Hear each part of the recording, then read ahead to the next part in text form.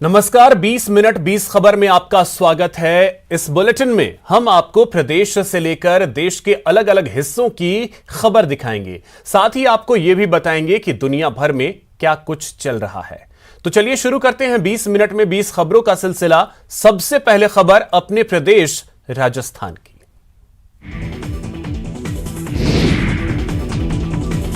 ये हम नहीं कह रहे हैं, बल्कि उनका वीडियो ही इस बात की तस्दीक कर रहा है। नहीं यकीन हो तो खुद ही देख लीजिए ये वीडियो, जिसमें इंसाफ मांगने गई छात्राओं को डीएम साहब कैसे फटकार लगा रहे हैं। नहीं और हम विजिलेंस सख्त करा दें और अच्छी करा दें। नहीं, आप और बच्चों की भी। अरे सुन ली, यही तो बात है, यही नहीं, तो कह रहे हैं। और बच्चे और जगह से एक जगह से नहीं है अरे सारे तो बच्चे। यही तो बात कह रहे हैं ना। दरअसल नाबालिग से दरिंदगी मामले को लेकर कुछ छात्राएं डीआरडीए में बैठे कलेक्टर से मिलने गई थीं, लेकिन कलेक्टर ने उनकी बात सुननी तो दूर, उल्टा उन्हें फटकार लगाई। कलेक्टर ने कहा कि पुलिस और प्रशासन पूरी तत्परता से काम कर रहा है। इतना ही नहीं, कलेक्टर ने धमकी दी कि आपकी शिकायत आपके परिजनों से करूंगा। पापा जी के नंबर दो, पापा जी से बात कर। इसके से कर ले, तेरे पापा जी से बात है नहीं करें, इसके पापा जी से बात कर। और स्कूल से हमारे बंदे कैसे आ रही हैं? कौन से स्कूल में? ग्रामीण है ना, ग्रामीण स्कूल। और कौन सी बच्ची बोल रही है? उनके पापा से बात करता हूँ। आ जाओ भाई, कौन सी बच्ची? अरे बात क्यों नहीं करेंगे? उनकी बच्ची है। स्कूल ड्रेस में बच्चे को लाने का क्या मतलब है? उन्होंने छात्राओं से उनके परिजनों के फोन नंबर मांगे। जब छात्राएं फोन नंबर लिखवाने लगी तो कलेक्टर ने एसडीएम को फोन मिलाने के निर्देश भी दिए। कलेक्टर यहीं नहीं रुके, उन्होंने छात्राओं को राजनीति के बजाय पढ़ाई की नसीहत दे डाली। कलेक्टर का ये वीडियो अब सोशल मीडिया पर वायरल हो रहा है और अब बड़ा मुद्दा बनता जा रहा है। जिला कलेक्टर के इस व्यवहार पर केंद्रीय जल शक्ति मंत्री गजेंद्र सिंह शेखावत ने ट्वीट कर पूछा कि कलेक्टर साहब, आपके ऊपर कौन है, उसका नंबर भी बता दीजिए। कोटा शहर की कुन्हाड़ी थाना पुलिस ने बड़ी कार्रवाई करते हुए 68 लाख रुपए से ज्यादा की धोखाधड़ी करने वाली कंपनी के 3 आरोपियों को गिरफ्तार कर लिया। हालांकि इस मामले में मुख्य आरोपी समेत कई दूसरे आरोपी अभी भी फरार हैं, जिन्हें दबोचने के लिए पुलिस जगह जगह दबिश दे रही है। मिली जानकारी के मुताबिक आरोपियों ने रकम दोगुनी करने के एवज में लोगों से ये राशि ठगी थी और लोगों के कई बार प्रयास करने के बाद भी ये राशि वापस नहीं लौटाई थी। कुन्हाड़ी थानाधिकारी गंगा साय शर्मा का कहना है कि अपेक्षा ग्रुप ने रकम दोगुनी करने का झांसा देकर इन्वेस्ट करने वाले लोगों से राशि लेकर 3 साल बाद भी रकम नहीं लौटाई। इन्वेस्टरों को बस सस्ती कीमतों की जमीन के प्लॉट बताकर उनकी फाइलें दे दी गई हैं, लेकिन उस जगह का कोई पता ठिकाना नहीं है। इस तरह से अपेक्षा ग्रुप के सभी सदस्यों ने साजिश रचकर योजनाबद्ध तरीके से इन्वेस्टरों के लाखों रुपए हड़प लिए। इस ग्रुप में डायरेक्टर समेत 38 सदस्य हैं, जिनमें अधिकांश फरार हैं। ग्रुप से जुड़े दूसरे लोगों तक पहुंचने के लिए पुलिस गिरफ्तार आरोपियों से पूछताछ कर रही है।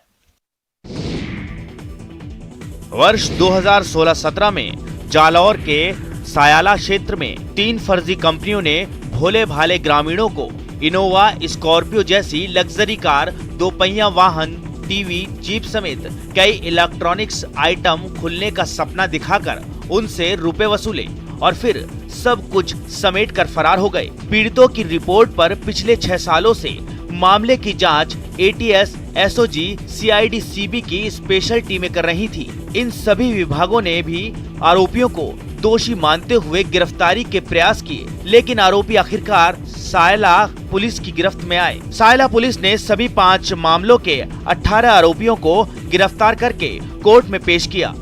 इस करोड़ों रुपए के फ्रॉड को अंजाम देने के लिए लोगों को प्रलोभन दिया गया था। अलग अलग किस्तों के जरिए इनसे वसूली की गई थी और पूरे मामले में इन्वेस्टिगेशन हुआ। लंबा प्रोग्रेस चलने के बाद अलग अलग विभागों में जांच की और उसके बाद आखिरकार पुलिस के गिरफ्त में ये आरोपी आ गए और फिलहाल सभी आरोपी अब जेल की हवा खा रहे हैं।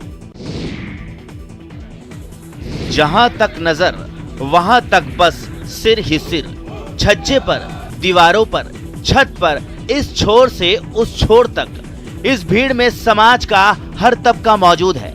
औरत, मर्द, बच्चा, बूढ़ा, शहरी, ग्रामीण, लोग दम साध कर रोमांच से भरे उन पलों की राह देख रहे हैं। जैसे ही वो घड़ी आई, दर्शकों की नजरें पाड़ों और सांडों की भिड़ंत पर ठिठक गई। कई लोगों ने इसे अपने मोबाइल में कैद करना शुरू किया। तस्वीरें राजसमंद के नाथद्वारा की हैं। श्री नाथ जी गौशाला में मकर संक्रांति पर शुक्रवार शाम पाड़ों और बिजारों की भिड़ंत कराई गई। 2 जोड़ी सांडों और 2 जोड़ी पाड़ों की भिड़ंत देखने के लिए लोगों की भारी भीड़ जुट गई। इसके पहले ग्वाल बालों ने गौमाता को खूब रिझाया।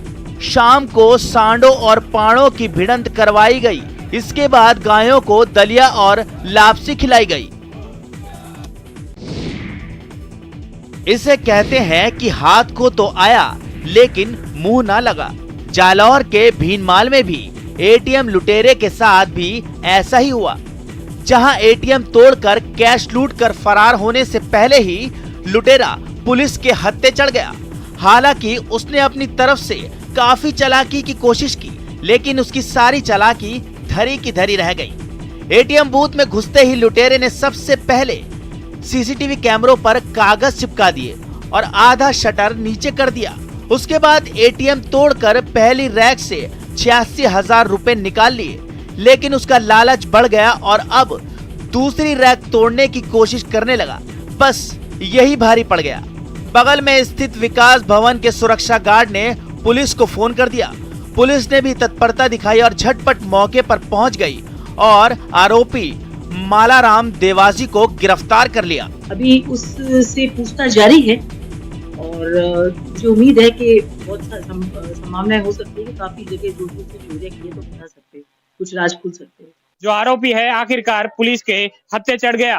फिलहाल पुलिस ने मामला दर्ज करके आरोपी से पूछताछ शुरू कर दी गई है और कई राज खुलने की संभावना जताई जा रही है। और अब देख लेते हैं कुछ अन्य राज्यों की खबरें। यूपी के हमीरपुर पुलिस ने पेट्रोल पंप और शराब के ठेके पर हुई लूट के आरोपी दिनेश राजपूत को मुठभेड़ में गिरफ्तार कर लिया।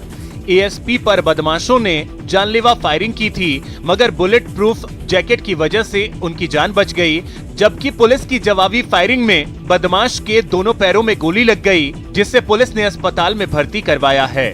मिली जानकारी के मुताबिक राठ कोतवाली इलाके के सरसई गांव के पास कोतवाली पुलिस और अपराधियों के बीच मुठभेड़ हुई, जिसमें पुलिस की गोली से अपराधी घायल हो गया।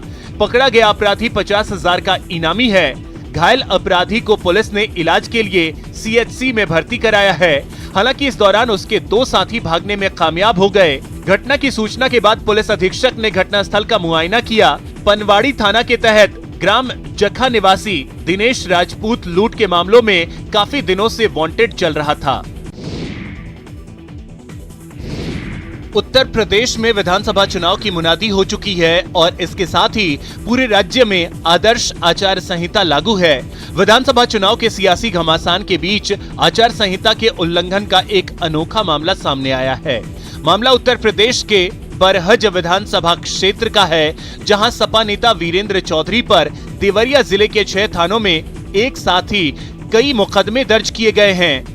हैरानी की बात यह है कि ये सभी मुकदमे एक ही शख्स ने अलग अलग थानों में दर्ज कराए हैं। बता दें कि यह मुकदमा बरहज, मदनपुर, मईल, खुखुंदू, भलुवानी और लार थाने में दर्ज किया गया है। आरोप है कि सपा नेता वीरेंद्र चौधरी ने बरहज विधानसभा क्षेत्र के कई स्थानों पर वॉल पेंटिंग करवाई थी और पोस्टर लगवाए थे। बता दें कि बरहज विधानसभा सीट पर सपा का दबदबा रहा है। इस जनपद के इस विधानसभा से संबंधित 6 थानों में आचार संहिता उल्लंघन का मुकदमा दर्ज कराया गया, जबकि मेरे द्वारा जो समर्थकों द्वारा वॉल पेंटिंग और पोलो पे जो नाम लिखा गया था उनको मिटाने का काम मेरे द्वारा खुद कर। अग्नि को साक्षी मानकर 7 फेरे ले रही ये यूपी के बरेली की रहने वाली जीनत है, जो धर्म परिवर्तन के बाद अब ज्योति बन गई है। ज्योति अपने ही पड़ोस में रहने वाले सचिन शर्मा से बचपन से मोहब्बत करती है। दोनों ने अपने परिवार वालों को अपनी प्रेम कहानी बताई, लेकिन दोनों का धर्म अलग होने की वजह से परिवार वालों ने शादी से साफ इनकार कर दिया। जीनत के घर वाले जीनत और सचिन की जान के दुश्मन बन गए, जिसके बाद दोनों किसी तरह घर से भाग गए और फिर हिंदू रीति रिवाज से विवाह कर लिया। शादी की हम दोनों ने अपनी राजी से, किसी का इसमें जोर दबाव नहीं है, अपनी मर्जी से की। 2 साल से जानते हैं, बचपन से हम जानते हैं इनको, 2 साल से मोहब्बत की है हमने। हाँ, शादी हमारी मर्जी की, इनके यार दोस्तों को, इनके घर वालों को कोई तंग ना करे। ज्योति सचिन के साथ बहुत खुश है, लेकिन उसकी खुशी परिवार वालों को अच्छी नहीं लग रही। जीनत के परिजनों ने सचिन के खिलाफ कैंट थाने में उसके अपहरण का मुकदमा दर्ज कराया है, जिसके बाद पुलिस ने लड़की को बरामद कर लिया। वहीं सचिन का कहना है कि वो ज्योति को बहुत खुश रखेगा और हमेशा उसका साथ देगा। पहचान इनसे बचपन से ही मुलाकात होती थी, उस टाइम इनसे प्यार हो गया, इनको हमसे हो गया। तो हम दोनों ने बोला था, घर से इनके बोला था शादी करते हो। हमारे घर वाले बोल रहे शादी नहीं होगी, हिंदू के खिलाफ, मतलब हम हिंदू हैं जो मुस्लिम है, घर वाले नहीं मानने की धमकी दी थी, इनको कमरे में बंद कर दिए। उत्तर प्रदेश विधानसभा चुनाव में कौन बनेगा करोड़पति की तर्ज पर कौन बनेगा नेता करवाने की मांग उठी है। मेरठ के शख्स ने चुनाव आयोग को एक अनोखा खत लिखा है और यह मांग की है कि कौन बनेगा नेता खेल के बाद ही नेताओं को टिकट मिले। मेरठ के आशीष शर्मा ने चुनाव आयोग को अनोखी चिट्ठी लिखने का दावा किया है। इस शख्स का कहना है कि जैसे कोई भी एग्जाम पास करने के बाद हमें डिग्री मिलती है, वैसे ही नेताओं को भी नेता बनने के लिए कौन बनेगा नेता खेल को क्वालिफाई करना चाहिए। मेरठ के रहने वाले योगाचार्य आशीष का कहना है कि नेता पहले KBN कौन बनेगा नेता क्वालिफाई करें, तभी वो दावेदार बने।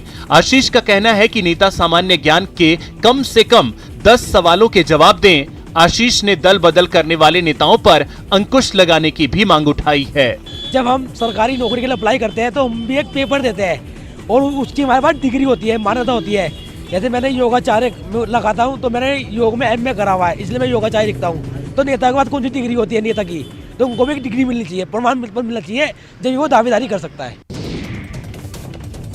उत्तर प्रदेश की बदायूं पुलिस ने चुनाव से पहले बहुत बड़ी सफलता हासिल करने का दावा किया है। एक और जहां SSP डॉक्टर OP सिंह ने एक वैगनार से 15.5 लाख रुपए बरामद करने का दावा किया है, वहीं दूसरी ओर SP देहात सिद्धांत वर्मा ने फर्जी आधार और वोटर ID बनाने वाले 2 शातिरों को दबोचने का दावा किया। मिली जानकारी के मुताबिक सहसवान कस्बे में फर्जी वोटर कार्ड और आधार कार्ड बनाने की पुलिस को सूचना मिल रही थी, जिसके बाद सहसवान पुलिस और SOG ने मिलकर कार्रवाई की। SOG टीम दुकान में ग्राहक बनकर गई और 500 रुपए देकर फर्जी आधार कार्ड बनाने को कहा। जैसे ही दोनों नटवरलाल राजी हुए, पुलिस ने उन्हें धर दबोचा। पूछताछ में पता चला कि चुनाव के दौरान जो लोग बाहर रहते हैं, ये लोग उनके फर्जी आधार कार्ड और वोटर कार्ड बनाते थे।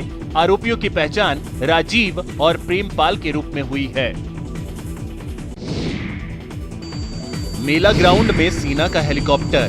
तस्वीरें हिमाचल प्रदेश के मंडी की हैं, जहां सेना के एक हेलीकॉप्टर में तकनीकी खराबी आने के चलते जोगिंद्र नगर के मेला ग्राउंड में उसकी इमरजेंसी लैंडिंग करवानी पड़ी। मेला मैदान के पास हेलीकॉप्टर को आता देख लोगों का जमावड़ा लग गया। देखते ही देखते सेना का एक और हेलीकॉप्टर यहां आ गया, जिसके बाद लोगों की उत्सुकता और बढ़ गई। आर्मी हेलीकॉप्टर के उतरने की खबर क्षेत्र में आग की तरह फैल गई और लोग हेलीकॉप्टर देखने के लिए मेला मैदान पहुंचने लगे। जोगिंद्र नगर थाना पुलिस को मौके पर पहुंचकर लोगों को हेलीकॉप्टरों से दूर रखना पड़ा। मिली जानकारी के मुताबिक सेना के हेलीकॉप्टर में जैसे ही तकनीकी खराबी आई, पायलट ने तुरंत कंट्रोल रूम से संपर्क साधकर इसकी जानकारी दी और जोगिंद्र नगर के मेला ग्राउंड में उसकी इमरजेंसी लैंडिंग करवा दी। सेना के हेलीकॉप्टर उतरने की खबर क्षेत्र में आग की तरह फैल गई। हेलीकॉप्टर देखने के लिए लोगों की भीड़ जुट गई। पुलिस ने मौके पर सुरक्षा घेरा बनाया, किसी को हेलीकॉप्टर के नजदीक नहीं जाने दिया। डीसी मंडी अरिंदम चौधरी ने इमरजेंसी लैंडिंग की पुष्टि की है। बांस के सख्त रेशों को आकार देते माहिर हाथ, बांस के बेजान टुकड़ों में जान भरते माहिर हाथ। हसनगंज की ये महिलाएं कल तक अपने हालात पर बेबस थीं। पति की नौकरी छूटते ही दाने दाने को तरसती थीं। जब जीविका जैसी संस्था ने हाथ बढ़ाया तो इन महिलाओं ने उन हाथों को थामने में देर नहीं की। बांस के टुकड़ों से कारीगरी सीखी और आज वही महिलाएं बांस के छोटे छोटे टुकड़ों से कमाल की कारीगरी कर रही हैं। कहीं गुलदस्ता आकार ले रहा है तो कहीं पेन स्टैंड, कहीं टोकरी बन रही है तो कहीं सजावटी सामान। इन महिलाओं के हाथों से बने ये सामान जीविका के जरिए जब बिहार की ही नहीं देश के दूर दराज के मार्केट में पहुंचेंगे तो बेशक बेशकीमती हो जाएंगे और इसकी आमदनी इन महिलाओं के परिवारों को खुशहाली से भर देगी। जीविका की ओर से इन दिनों कटिहार के गांव-गांव और गली मोहल्लों में चल रहा स्वरोजगार का ये अभियान रंग लाने लगा है।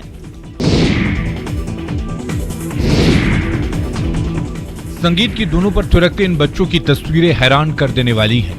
उम्र भले ही छोटी हो, लेकिन इनमें सीखने का जुनून है। चाहत और लगन से डांस के मुश्किल स्टेप्स भी आसान नजर आ रहे हैं और पूरी परफेक्शन के साथ अपने गुरु के निर्देशों को फॉलो कर रहे हैं। तस्वीरों में सफेद कपड़े में जो बच्ची दिख रही है उसका नाम भाव्या है। उम्र महज 7 साल, लेकिन प्रतिभा गजब की है। पूरी लय और ताल के साथ वो थिरक रही हैं।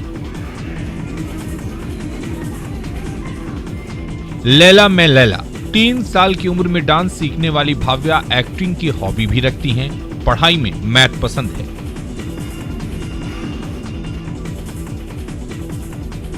रांची में भाव्या डांसिंग डॉल के नाम से चर्चित हो रही हैं और हर कोई चाहता है कि वो जिंदगी में सभी सफलता हासिल करें।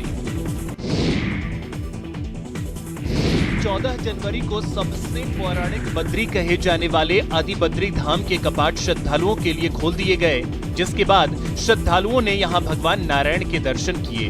पंच बद्रियों में फर्स्ट बद्री कहलाई गई है।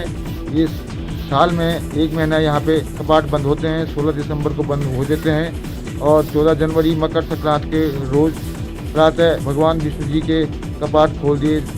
गौरतलब है कि उत्तराखंड के चमोली स्थित आदि बद्री धाम के कपाट वर्ष भर में सिर्फ 1 महीने के लिए बंद होते हैं। पौष मास की संक्रांति को आदि बद्री धाम के कपाट बंद होते हैं और मकर संक्रांति पर खोल दिए जाते हैं। इसलिए ब्रह्म मुहूर्त में भगवान आदि बद्री धाम के कपाट खोले गए। इस दौरान कोरोना गाइडलाइंस का पालन किया गया, लेकिन परंपरा के अनुसार कपाट खुलने के साथ साथ धाम में होने वाले 9 दिवसीय महापुराण का इस बार आयोजन नहीं होगा। आदि बद्री मंदिर समिति ने प्रदेश में कोरोना के बढ़ते संक्रमण को देखते हुए इस बार 9 दिवसीय महापुराण का आयोजन नहीं करने का फैसला लिया है। गांव की देसी अंदाज और भाषा को नेशनल लेवल तक पहुंचाने वाले साहित्यकार फणीश्वर नाथ रेणु एक बार फिर से चर्चा में हैं। बिहार के प्रसिद्ध आंचलिक साहित्यकार की चर्चा किसी और कारण से नहीं, बल्कि उनके आंचलिक उपन्यास मैला आंचल को लेकर हो रही है। जापान में उनके इस उपन्यास का जापानी भाषा में अनुवाद किया गया है। इसका अनुवाद जापान के साहित्यकार और शोधकर्ता युइचिरो मिकी ने किया है। वैसे तो रेणु की लिखी गई रचनाएं अमेरिका, यूरोप के साथ साथ पूरे विश्व में प्रसिद्ध है, लेकिन अब उनकी रचनाएं वहां की स्थानीय भाषा में भी प्रकाशित होने लगी है, जिससे बिहार के साहित्यकार को इंटरनेशनल लेवल पर ख्याति मिल रही है। उपन्यास के अनुवाद के बाद से उनके गांव और परिजनों के चेहरे पर खुशी है। रेणु के घर वालों ने इसके लिए अनुवादक के साथ साथ भारतीय दूतावास के अधिकारियों को भी बधाई दी है।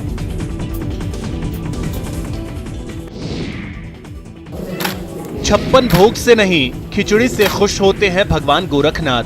तस्वीरें उत्तर प्रदेश के गोरखपुर की हैं। वैसे तो मकर संक्रांति का त्योहार पूरे देश में धूमधाम से मनाया जाता है। इस मौके पर गोरखनाथ मंदिर में उत्सव जैसा माहौल रहता है। मंदिर के महंत सबसे पहले बाबा को खिचड़ी का भोग लगाते हैं। इसके बाद सामान्य लोगों के लिए मंदिर के कपाट खोले जाते हैं।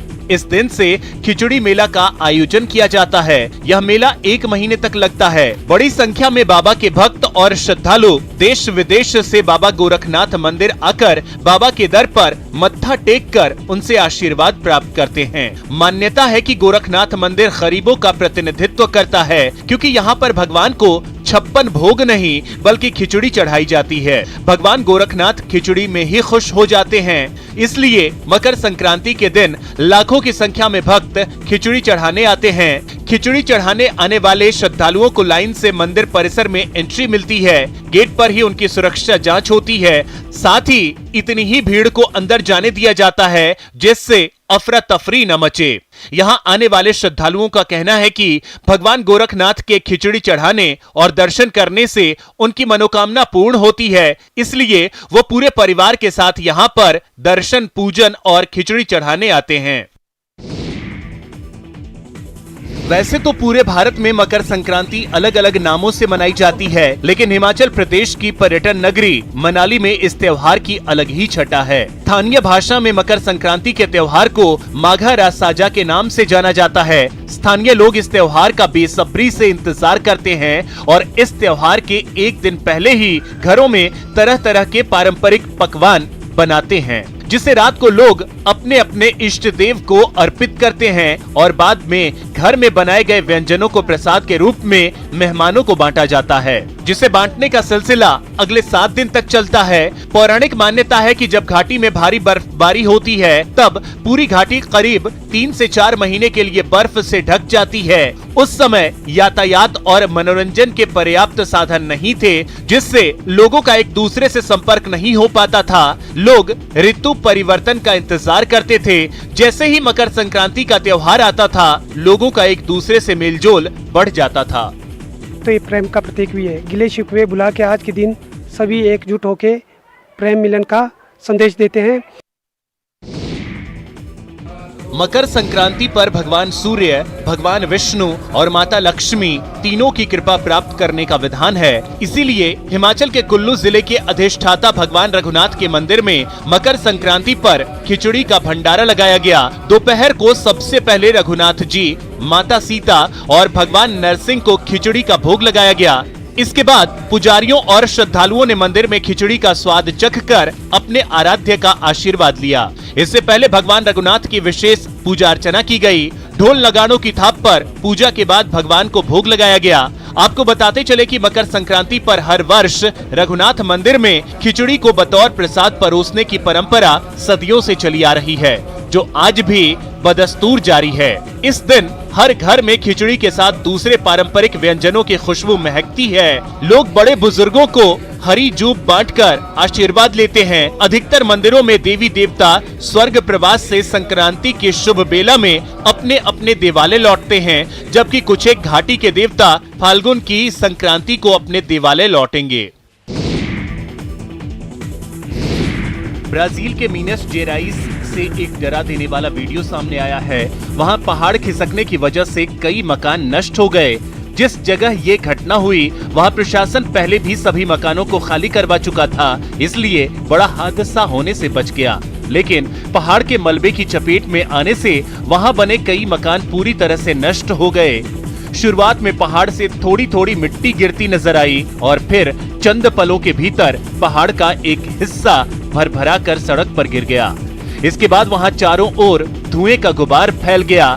बताया गया कि जिस जगह ये पहाड़ गिरा वहां पर एक पुरानी हवेली और एक गोदाम था, जो कि 18वीं शताब्दी में बनाए गए थे। पहाड़ खिसकने की वजह से वहां की सड़क भी कई घंटों तक बंद रही और मलबा हटाए जाने के बाद ही ट्रैफिक के लिए उसे खोला गया। ब्राजील के दक्षिण पूर्व का ये राज्य मिट्टी और चट्टान वाले पहाड़ों से घिरा है, जहां लोहे, सोने और जिंक की खदानें भी बहुत हैं और बताया जा रहा है कि वहां अक्टूबर में ही बारिश का दौर शुरू हो गया था, जिसकी वजह से पहाड़ों की मिट्टी ढीली थी, जो इस हफ्ते मूसलाधार बारिश के बाद खिसकने लगी थी। अफ्रीकी देश सूडान में सैन्य तख्तापलट के खिलाफ प्रदर्शन कर रहे लोगों और सुरक्षा बल के जवानों के बीच भिड़ंत हो गई। पिछले साल अक्टूबर में वहां की सेना ने तख्तापलट करते हुए देश की सत्ता हथिया ली थी, जिसके बाद से वहां प्रदर्शन का दौर जारी है। इसी कड़ी में सैकड़ों प्रदर्शनकारी राजधानी खर्तूम की सड़कों पर अपना विरोध जताने के लिए उतरे, जिन्हें हटाने में सुरक्षा बल के जवानों ने कोई कोर कसर नहीं छोड़ी। उन्होंने पहले तो लोगों को हथियारों से डराने की कोशिश की, लेकिन जब बात नहीं बनी तो जवानों ने उन पर आंसू गैस के कई गोले दागे। इस कार्रवाई का असर ये हुआ कि प्रदर्शनकारी जहां खड़े थे वहां धुएं का गुबार छा गया, लेकिन सेना की तानाशाही के विरोध में डटे लोगों का हौसला फिर भी पस्त नहीं हुआ और इसके जवाब में उन्होंने भी सुरक्षा बल के जवानों पर खूब पत्थर बरसाए। वहीं एक दूसरे इलाके में सैकड़ों लोगों ने मिलकर जुलूस निकाला, साथ ही वहां की सेना को अपने इरादे भी जाहिर कर दिए। प्रदर्शन की इसी तरह की तस्वीरें शहर के कई दूसरे इलाकों से भी सामने आईं। तो 20 मिनट 20 खबर में इतना ही। नमस्कार।